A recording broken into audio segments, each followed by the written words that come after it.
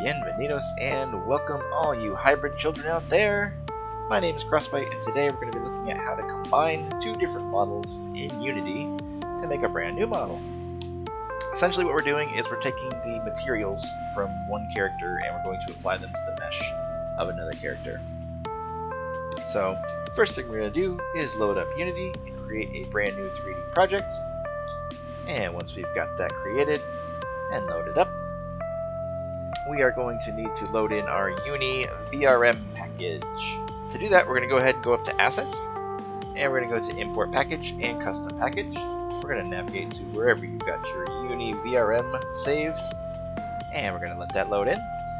Down at the bottom, I like to check all just to make sure everything's checked, and then Import. And once that's all done importing, up at the top up there in your little options, you will have a new option for VRM.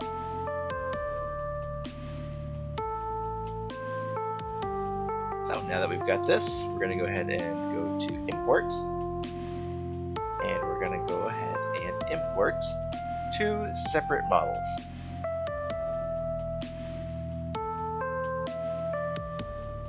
So first I'm going to import my own.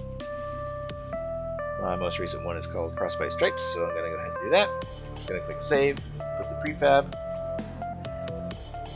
prefab in there, and once this loads in, and now you can see all my folders are there. There's my model. So next I'm going to go ahead, I'm going to go up to Import once again, and I'm going to choose a different model this time.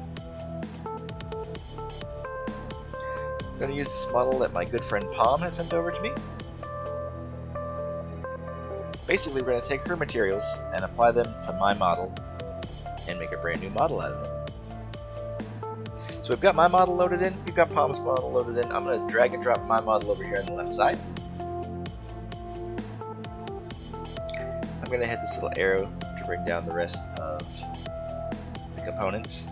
And I'm just going to go down the list. So starting with face, you can see on the right side there's a materials list. I'm going to go over on the left side and find Pom's folder for materials, and I'm just going to kind of match up hers with mine. So I'm going to grab the iris here, drag and drop it over my iris, grab the highlights, drag and drop, and so on. So I'm going to take all of these components and just drag and drop them.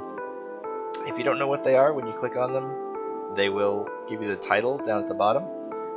I'm pretty familiar with all these, so I kind of know what's what and where to put things, but as you can see, it all appears in real time as I'm matching up all these eyepieces, the eyelashes.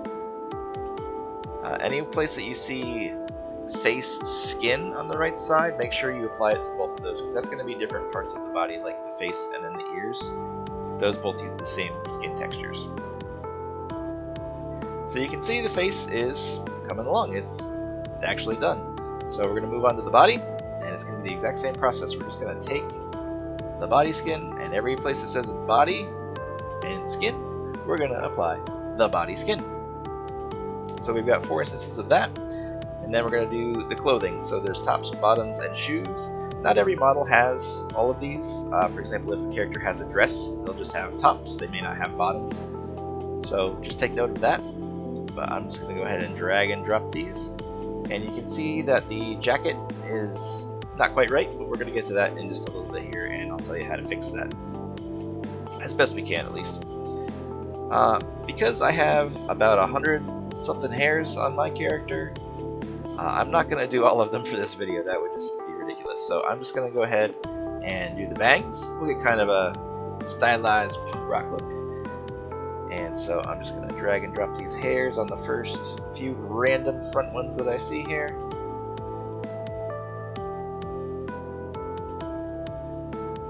And just give it a nice two-tone look. So I think she's looking beautiful. I think she's about done. But like I said, that jacket's not quite right. So let's go back to the body. On the right side, we're going to find tops. We're going to double click that to open that up. And up at the top, there's a rendering type. It's set to cutout by default. We're going to switch that to opaque. And there it is. It just fills in the empty spots with black. But I think that's good enough, at least for this character. So she actually looks like she's wearing a sweater now. and not some weird cut up piece of clothing. So when we're all done, we're going to go to export. Make sure that you have your character selected before you hit export. So on the left side, click the name, then go to export. And all this fun stuff will populate. I'm switching it to English up at the top instead of Japanese. You can name your character whatever you want. If this information is not already there, feel free to fill it in. Some of it is going to be required before you can export it, such as the version. But I'm going to go ahead and export it to some place that I can find it. And I'm going to put it with all these other happy little models that I've got here. And Pom and I have decided to name this one DariRuu, combination of our names, so that's who she's going to be. And now that she's all done, we're going to go ahead and load her up into VSeeface and make sure that she works appropriately. So I've got her loaded up, and we can waggle, and she can look around, and I'm going to make sure all the expressions work. So she's angry, and she's got some fangs in there. She's happy, she's kind of sad, and she's surprised. So all the expressions are working just as they would on my model, but obviously applied with Pom's textures on top. So that's a quick way to take two different models, make something completely new out of it. And I'm going to show you real quick a few more examples that I've created, just so you can kind of get an idea of the results. So this one here is a combination of my friend Lyssanah and Pom, and she's looking pretty fashionable. I think she came out really well. And we're going to go over here to xCrossBite, who is actually the very first one we did. So xCrossBite is a combination of Lyssa's model with my materials laid on top, and I think she came out pretty cute. If this is something you're interested in, I think the results come out pretty well overall. Obviously it takes a little bit of tweaking with some things, like when the clothing doesn't match up quite right, but I haven't come up with anything that's too terribly cursed looking, too terribly scary, so give it a shot. I think it's pretty fun, and I think the results come out pretty well. If this was helpful for you, please give me a thumbs up. If it was not, give me a thumbs down, and I'll catch you guys in the next video. See ya!